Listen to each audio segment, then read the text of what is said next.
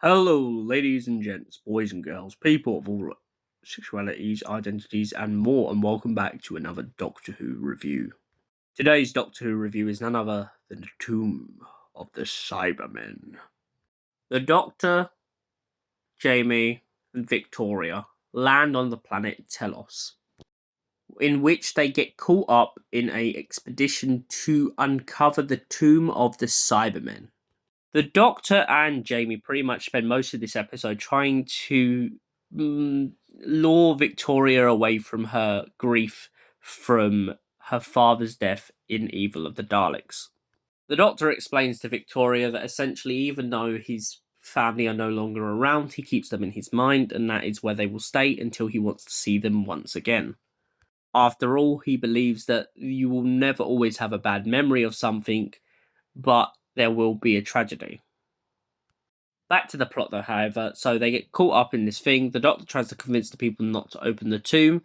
The idiots go in and pretty much think that the Cybermen are all asleep, dormant, won't wake up.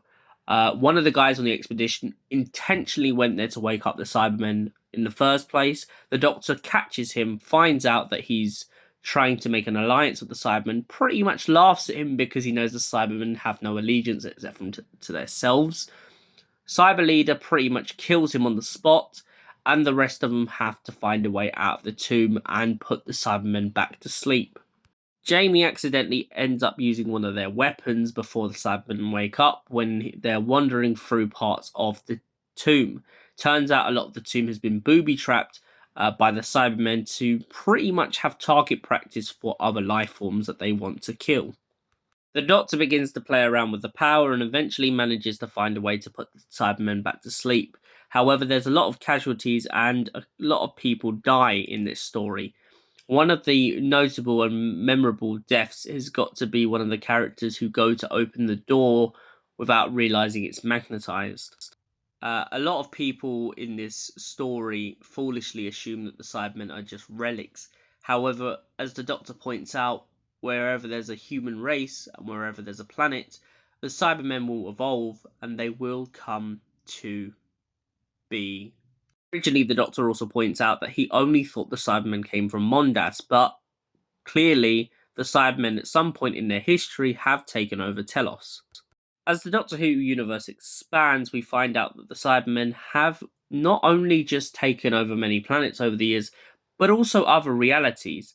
And in other realities, they have converted themselves through something very similar to the Genesis in Mondas.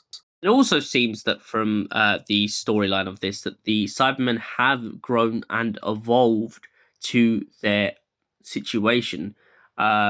It seems like over the years they have evolved to the cold, to the heat, and a lot of other climates. This is most probably due to the fact that the Cybermen are always augmenting and upgrading themselves to be better than their original design. Over the years, they have been susceptible to freezing, plastics, and makeup. They've also been susceptible to glitter and gold. The one surviving factor over the years seems to have been gold, but due to Power of the Doctor recently, we found out that they have kind of outgrown that. However, back to the plot at hand, the Doctor in this is very erratic, and not surprisingly, when he's faced the Cybermen so many times at this point, he's starting to get a sense for what their weaknesses are. Jamie, however, pretty much goes on into this story as a bit of a loose cannon and starts to prove exactly why the Doctor has to keep an eye on him most of the time. Victoria, you really got a feel for. She's pretty much just been taken out of her comfort zone. She was a woman back in the late, I want to say 1800s. Please correct me in the comment section if I'm wrong. But essentially, she was someone from back in like the Victorian times and stuff. And now she's been thrown into the universe and she's gone into a tomb after helping the Doctor and Jamie defeat the Daleks. She's really about to open a whole more can of worms to what the universe has to hold. I do appreciate, though, at least with the writers of this story, how they've definitely taken into consideration Victoria's storyline. I did feel like going in, this was going to be one that might be a struggle, but it's a solid story, has a solid basis, and most importantly, it is one of the most memorable Cybermen stories to date. Sequence of the Cybermen breaking out of the tomb. I do not care if it was made out of plastic back in the day. That scenario is so awesome. I really want to see more and more of it in modern Who. Cybermen overall are a really classic concept, and I feel like over the years their scare factor is slightly dulled a little bit, but I feel like we're now getting back into it in a lot of some of the modern stories. I mean, I really feel like in Classic Who, they really get the fear factor right. That slow pacing, but the slow burn of getting these Cybermen to come out of a tomb or to attack people, or even using the little cybernats that you can see on that picture as little infiltrators.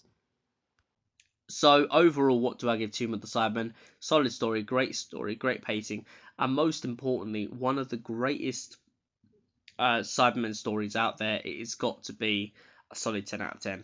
Thank you for watching, and we'll see you in the next Doctor Who review.